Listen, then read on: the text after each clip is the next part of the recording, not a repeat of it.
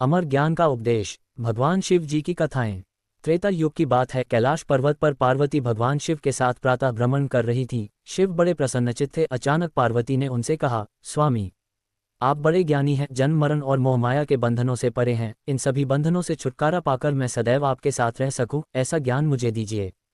पार्वती जी की इच्छा पर भगवान शिव मुस्कुराकर बोले, ठीक है, मैं तुम्हें वह ज्ञान अवश्य दूंगा, किंतु इसके लिए कोई ऐसा एकांत स्थान खोजना होगा जहां हम दोनों के अलावा कोई तीसरा न हो।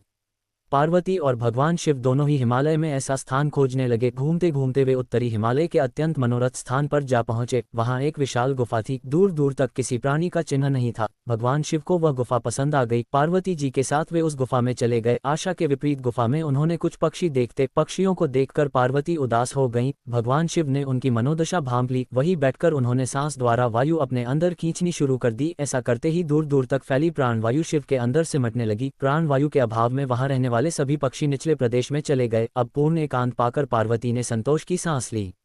भगवान शिव बोले, अब यहाँ हम दोनों के अतिरिक्त कोई नहीं है। मैं तुम्हें यहाँ अमर ज्ञान का उपदेश दूंगा, ध्यान से सुनना। बीच बीच में हुंकारा भरती रहना, ताकि मुझे पता चलता रहे कि तुम सुन रही हो। ज्ञान देते समय मैं समाधि में रहूंगा।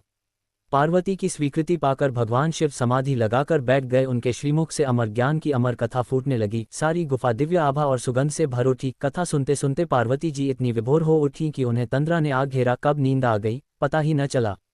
अमर कथा समाप्त हुई तो भगवान शिव की समाधि टूटी। देखा, पार्वती जी बेसुध होकर सोई पड़ी थीं। शिव जी चकित हो उठे। जिन्हें जगाया कुछ पूछने ही वाले थे कि पार्वती ने क्षमा याचना भरे स्वर में कहा, प्रभु, आपके श्रीमुख से कथा सुनते सुनते इतना आनंद आया कि न जाने कब मुझे नींद ने आ घेरा। मैं पूरी कथा नहीं सुन पाए। पार्वती जी की इस बात को सुनकर शिव आश्चर्य में डूब गए। बोले, कथा कहते कहते मैं बीच बीच में हुंकारा सुन रहा था और मुझे लग रहा था कि तुम कथा सुन रही हो। तुम सो गई थी तो फिर अंत तक हुंकारा कौन भरता रहा। इस बात से पार्वती भी चौंकी। भगवान शिव ने इधर उधर देखा तो गुफा की छत में एक कोट दिखा। उस कोट से कबूतर के बच्चों का एक जोड़ा उन्हें नीचे झांकता हुआ दिखाई दिया। बहुत सीमित प्राणवायु के वातावरण में उन कपोत शिशुओं को देखकर शिव को आश्चर्य हुआ। उन्होंने सोचा कि ये कोई मायावी जीव हैं जो कपोत शिशु के रूप में अमर कथा सुनते रहे। भगवान शिव ने कुपित होकर पूछा, कौन हो तुम? इस वेश में यहाँ क्या कर रहे हो?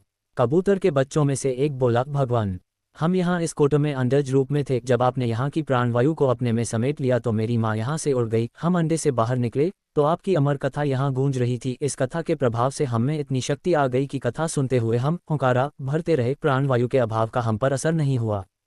कबूतर के बच्चों की बात सुनकर शिव प्रसन्न होकर बोले, तुम अमर कथा के सच्चे पात्र थे जो पूरी कथा सुन सके। तुम अमर हुए इस स्थान पर जहाँ किसी अन्य जीव जंतुओं का स्थायी रूप से रहना संभव नहीं होगा। वहाँ तुम दोनों सदा निवास करोगे।